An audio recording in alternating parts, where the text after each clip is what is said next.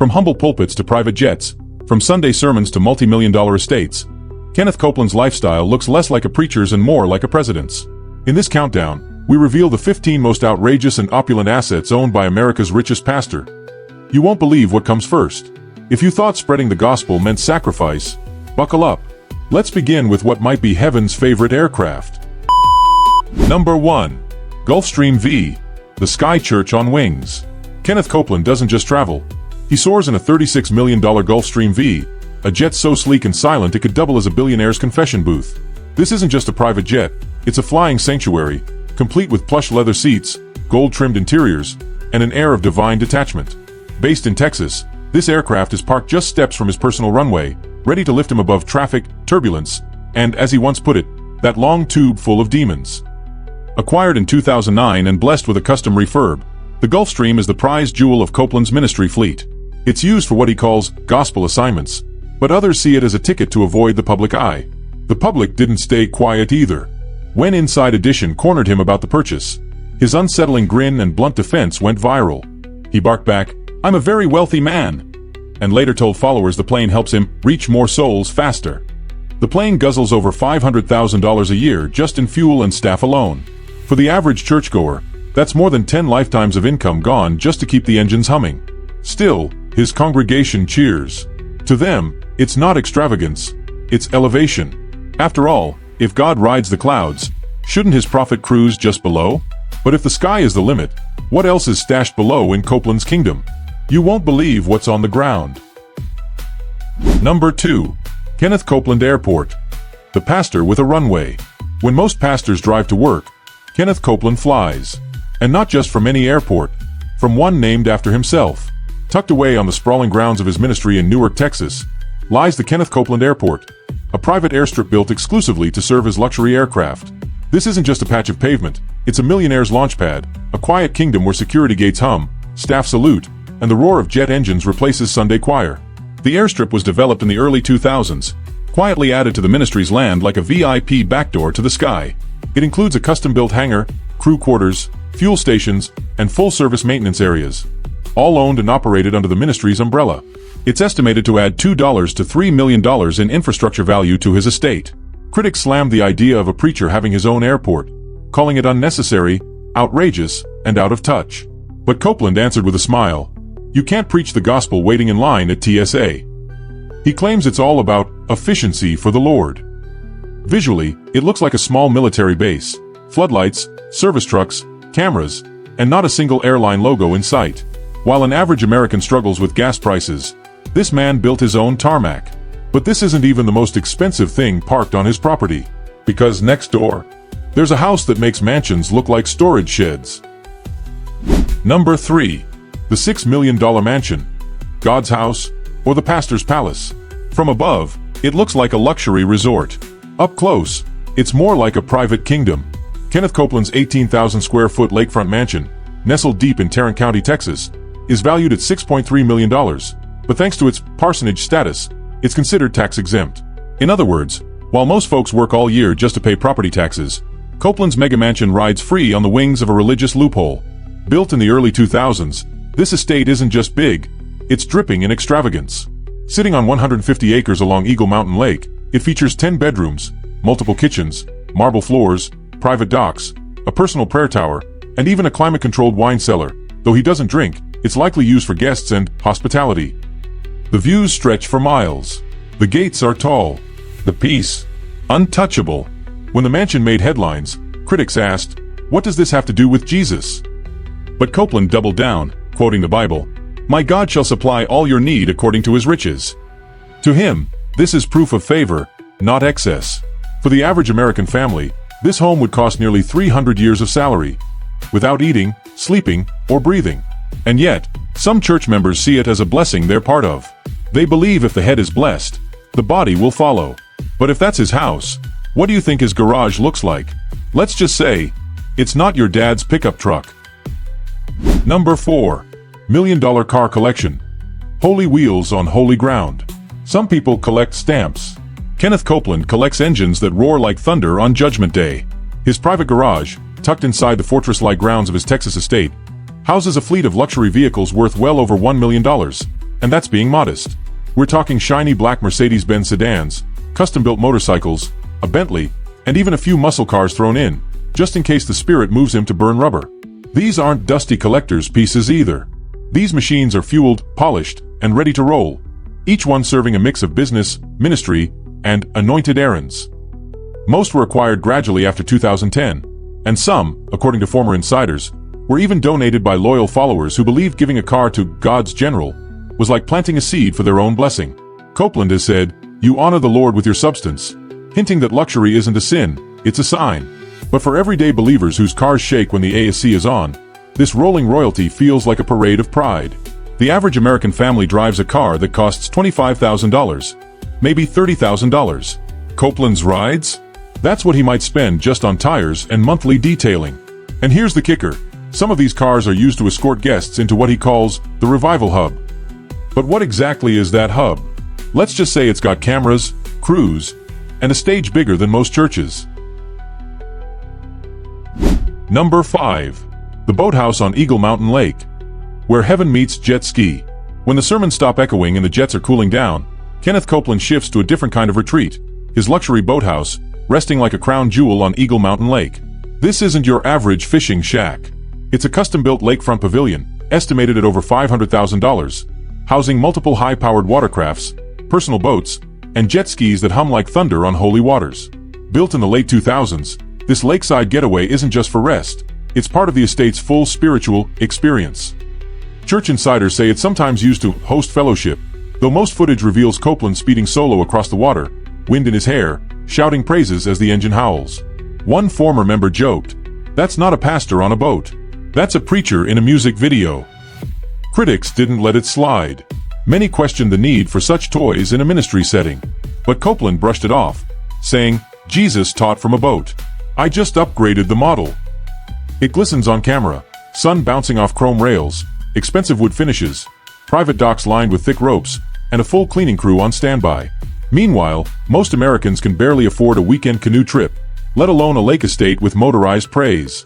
But if this is his idea of rest, wait till you see what work looks like in Copeland's world, because behind the lake lies a media empire built like a fortress. Number 6.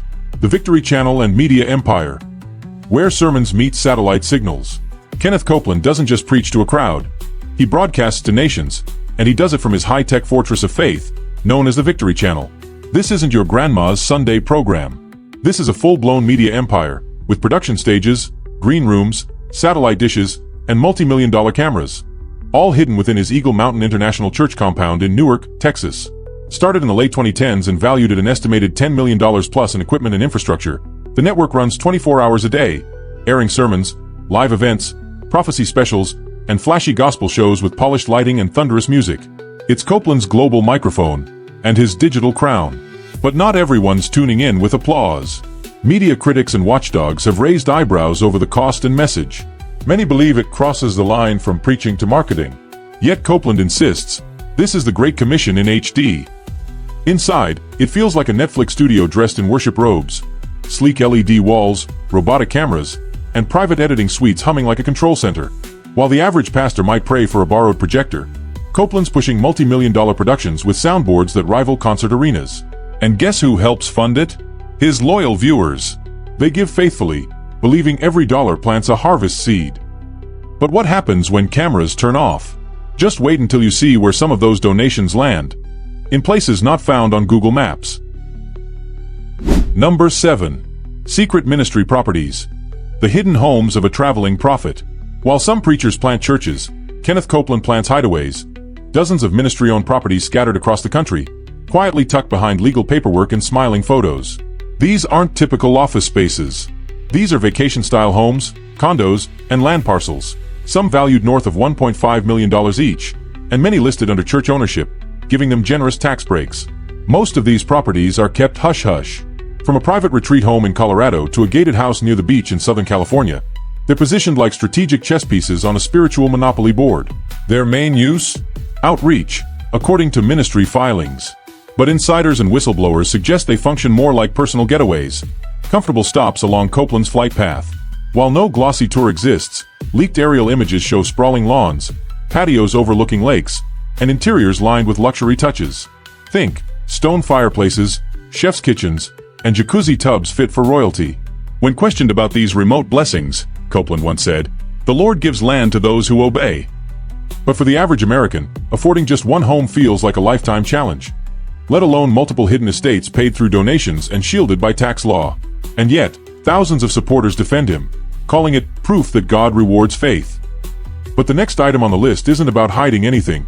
It's about protecting it all, with military-level security. Number 8.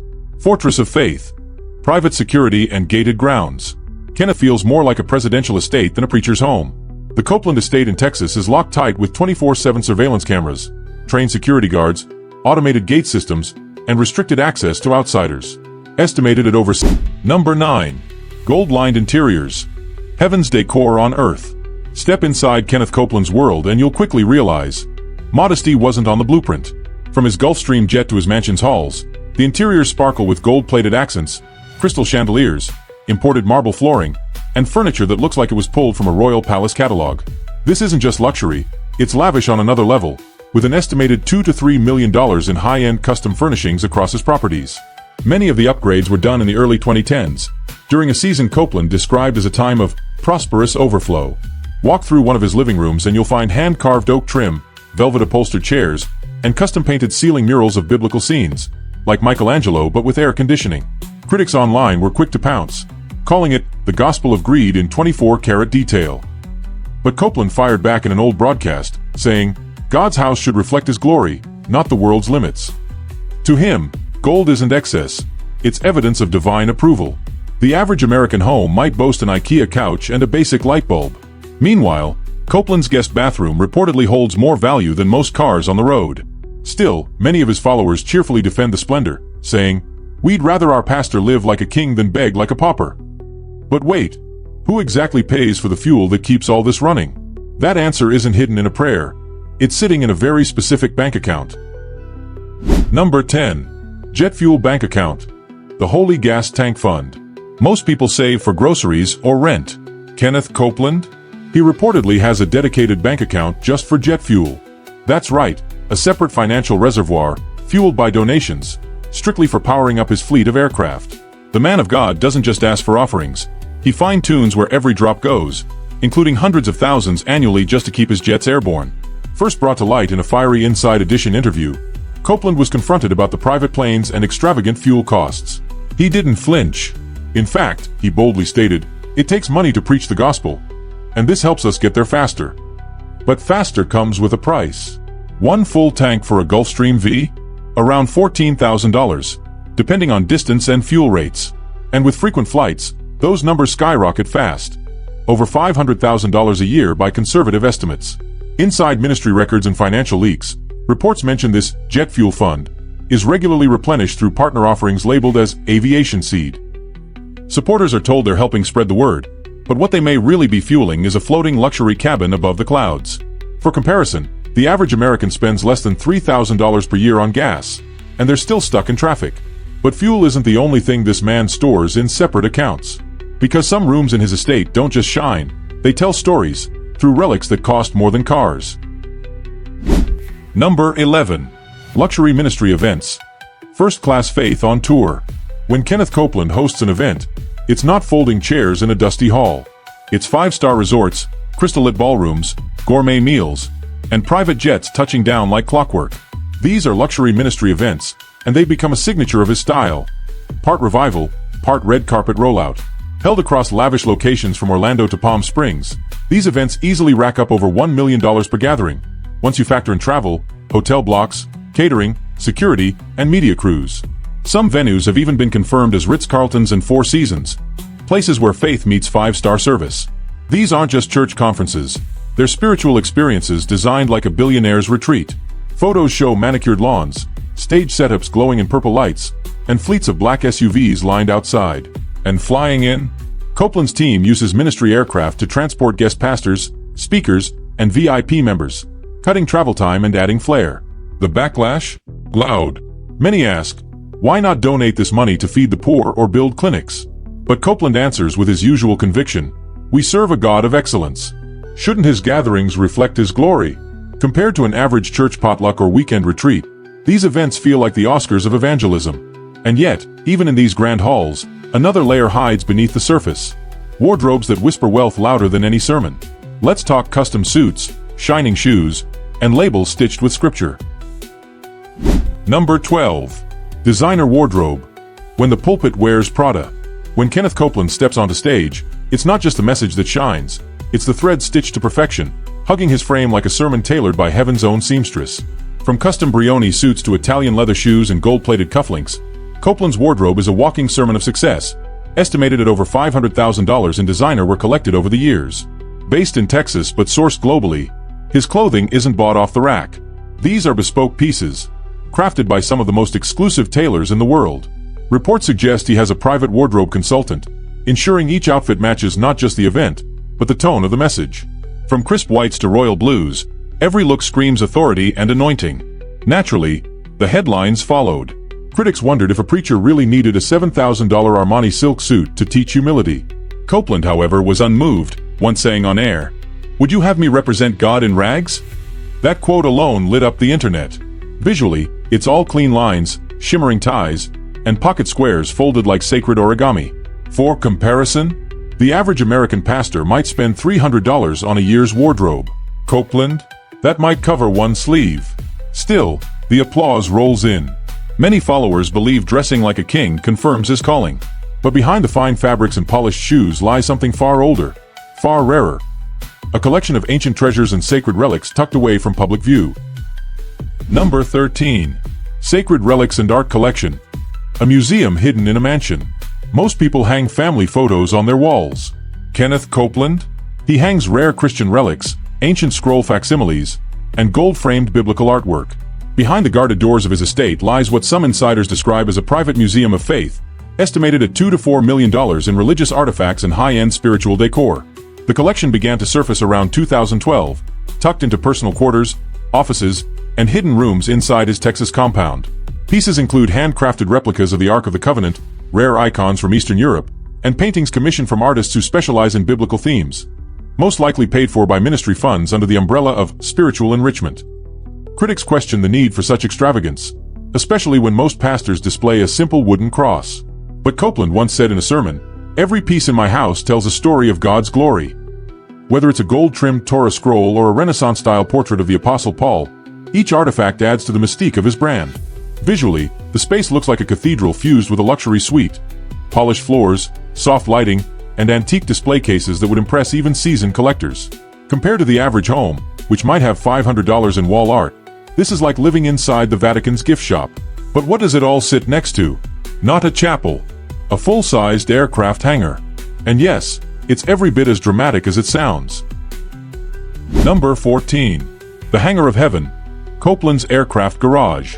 You won't find lawnmowers or boxes of Christmas lights inside Kenneth Copeland's private hangar. What sits there are millions of dollars worth of ministry aircraft, polished and protected inside a structure that looks more like a tech billionaire's airbase than a preacher's garage.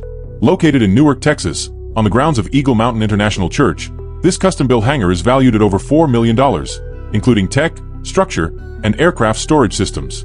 Built around 2010, it was designed to house Copeland's fleet, most notably his Gulfstream V, along with other smaller aircraft previously used for domestic trips.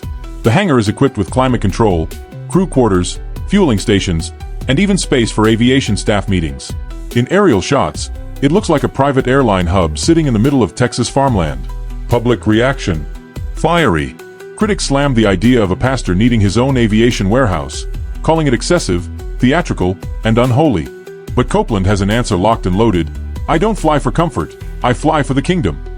Compared to the average American, who might squeeze a Toyota into a two-car garage, this facility is like a cathedral built for wings.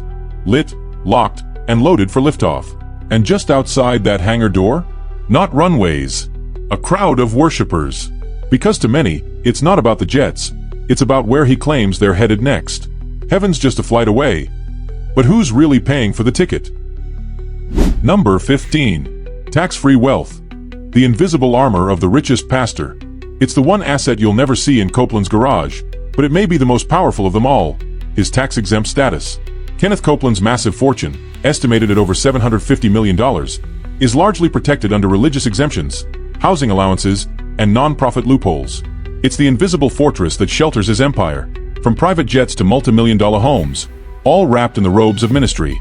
Based in Texas, Copeland's financial structure relies on placing big-ticket items, planes, houses, studios, under the umbrella of Kenneth Copeland Ministries, a recognized church entity. That means no property taxes on his $6 million mansion, no income tax on housing allowances, no scrutiny on gifts labeled as seed offerings. It's like watching a magician pull millions out of a Bible and vanish it before the IRS can blink. The controversy? Huge. Critics argue this isn't faith, it's financial engineering. But Copeland, never one to shy away, once declared, "We're operating under God's economy, not man's." Imagine an average American family working 40 years to retire with $200,000, and compare that to a ministry that earns millions annually, yet pays less tax than a coffee shop. Still, his followers defend him, saying blessings come to those who believe without question. But belief is one thing. What about transparency? Because behind the robes, beyond the cameras, and under the gilded ceilings, there's one final question. Is this still a ministry, or a spiritual corporation in disguise? Kenneth Copeland's empire isn't just built on sermons. It's stacked with jets, mansions, and loopholes dressed in holy robes. As wealth, worship, and influence continue to blur, so does the line between faith and fortune. But one thing remains. People are watching, questioning, and waking up. Do you think pastors should live like kings? Drop your thoughts in the comments. And don't forget to like, share, and subscribe for more truth they don't want you to hear.